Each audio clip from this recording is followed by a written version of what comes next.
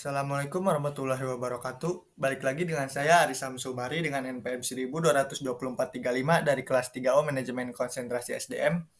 Di video kali ini saya akan menjelaskan tentang materi implementasi kinerja dalam manajemen SDM. Langsung saja pada pembahasannya. Pembahasan yang pertama saya akan menjelaskan tentang tingkat kinerja. Di sini ada 3 tingkat kinerja. Yang pertama itu ada kinerja organisasi, yaitu pencapaian hasil pada tingkat ataupun unit analisis organisasi. Kinerja pada tingkat organisasi ini terkait tujuan organisasi, rancangan organisasi, dan manajemen organisasi. Yang kedua itu ada kinerja proses, yaitu kinerja pada proses tahapan dalam menghasilkan produk atau pelayanan. Ini dipengaruhi oleh tujuan proses, rancangan proses, dan manajemen proses. Yang ketiga itu ada kinerja individu ataupun pekerjaan, yaitu suatu pencapaian ataupun efektivitas pada tingkat pegawai atau pekerjaan. Ini dipengaruhi oleh tujuan pekerjaan, rancangan pekerjaan, dan manajemen pekerjaan, serta karakteristik individu. Pembahasan selanjutnya yaitu tentang garis besar kategori arti kinerja. Kita harus mengetahui dulu tentang pengertian kinerja itu sendiri. Kinerja merujuk pengertian sebagai perilaku, yang merupakan seperangkat perilaku yang relevan dengan tujuan organisasi ataupun unit organisasi tempat orang bekerja. Kinerja merupakan sinonim dengan perilaku, dan kinerja adalah sesuatu yang secara aktual orang kerjakan dan dapat diobservasi. Dan kinerja mencakup tindakan-tindakan dan perilaku yang relevan dengan tujuan organisasi. Kinerja juga bukan konsekuensi ataupun hasil tindakan, tetapi tindakan itu sendiri. Dan di sini ada menurut beberapa ahli tentang pengertian kinerja. Menurut Bernardin, kinerja merupakan catatan hasil yang dapat diproduksi ataupun dihasilkan atas fungsi dan aktivitas selama periode waktu tertentu. Kinerja sebagai hasil bukan karakter, sifat, dan perilaku. Dan menurut Richard 2003, kinerja sebagai hasil juga terkait dengan produktivitas dan efektivitas. Produktivitas merupakan hubungan antara jumlah barang dan jasa yang dihasilkan dengan jumlah tenaga kerja modal dan sumber daya yang digunakan dalam produksi. Selanjutnya ada pendekatan pengukuran kinerja. Di sini ada beberapa pembahasan. Saya akan membahas dulu tentang pendekatan ukuran standar kinerja dalam melakukan pengukuran.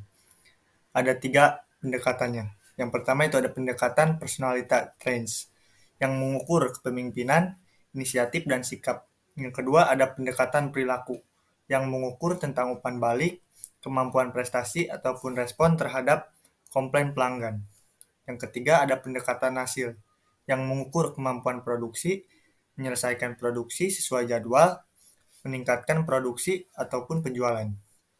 Selanjutnya tentang aspek pengukuran kinerja. Di sini ada 6 aspek yang harus diperhatikan. Yang pertama itu ada produktivitas, ada kualitas, ketepatan waktu, putaran waktu, penggunaan sumber daya, dan biaya. Selanjutnya tentang jenis ukuran kinerja. Ada 4 jenis ukuran kinerja. Yang pertama ada ukuran uang, yaitu pendapatan, pengeluaran, dan pengembalian.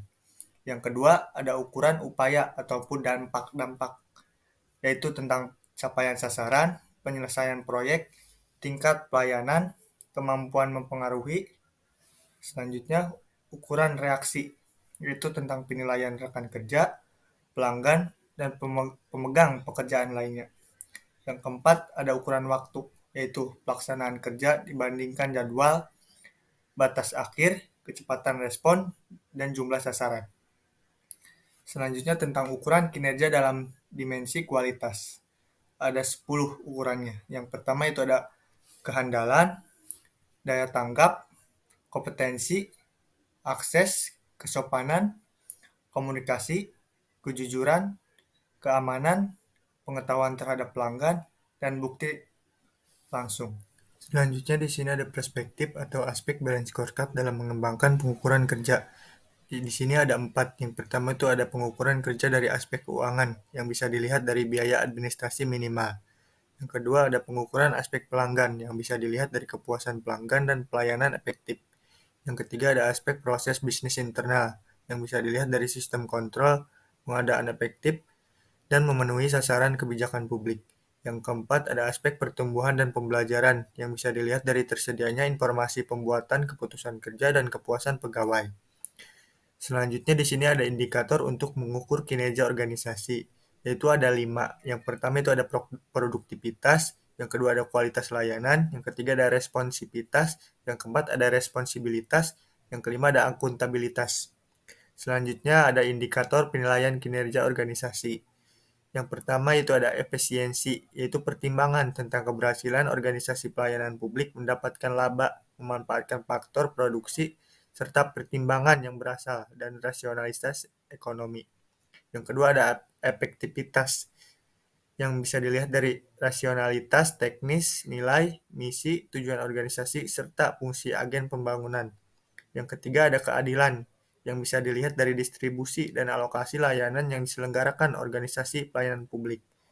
Yang keempat ada daya tanggap, yaitu daya tanggap terhadap kebutuhan vital masyarakat dan dapat dipertanggungjawabkan secara transparan. Selanjutnya ada ukuran kerja pelayanan dikembangkan menjadi 14 unsur untuk mengukur IKM. Yang pertama itu ada prosedur pelayanan, yang kedua persyaratan pelayanan, yang ketiga kejelasan petugas pelayanan, yang keempat kedisiplinan petugas pelayanan, yang kelima tanggung jawab petugas, yang keenam kemampuan petugas, yang ketujuh kecepatan pelayanan, yang kedelapan keadilan mendapatkan pelayanan, kesembilan kesopanan dan keramahan petugas, yang kesepuluh kewajaran biaya pelayanan, yang kesebelas kapasitas biaya pelayanan, yang kedua belas kepastian jadwal pelayanan, yang ke-13 kenyamanan lingkungan, dan yang terakhir keamanan pelayanan. Selanjutnya di sini ada indikator kinerja organisasi yang dijadikan pedoman menyusun laporan kinerja, yaitu ada 5. Yang pertama ada masukan, yaitu segala sesuatu yang dibutuhkan agar pelaksanaan kegiatan dan program dapat berjalan. Yang kedua, keluaran, yaitu segala sesuatu yang berupa produk ataupun jasa sebagai hasil langsung dan pelaksanaan suatu program. Yang ketiga, hasil, yaitu segala sesuatu yang mencerminkan berfungsinya keluaran kegiatan jangka menengah. Yang keempat ada manfaat, yaitu kegunaan suatu keluaran yang dirasakan langsung masyarakat. Dan yang terakhir yaitu ada dampak, yaitu ukuran tingkat pengaruh ekonomi, lingkungan, dan lainnya yang dicapai dari hasil kinerja. Selanjutnya saya akan membahas tentang kinerja dan problematika dalam manajemen pengetahuan. Sebelumnya saya akan membahas dulu tentang konsep kinerja dalam organisasi. Kinerja menurut Describer dalam Kamus Bantam English Dictionary yang dikemukakan oleh Prawiro Sentono berasal dari kata kinerja atau performance, dari akar kata to perform, mempunyai beberapa enteris. Yang pertama itu melakukan, menjalankan atau melaksanakan. Yang kedua memenuhi, yaitu menjalankan kewajiban suatu nazar. Yang ketiga menjalankan karakter dalam suatu permainan. Yang keempat menggambarkan dengan suara ataupun alat musik. Yang kelima melaksanakan atau menyempurnakan suatu tanggung jawab. Yang keenam melakukan suatu kegiatan dalam permainan. Yang ketujuh memainkan pertunjukan musik. Dan yang kedelapan melakukan sesuatu yang diharapkan oleh seseorang ataupun mesin.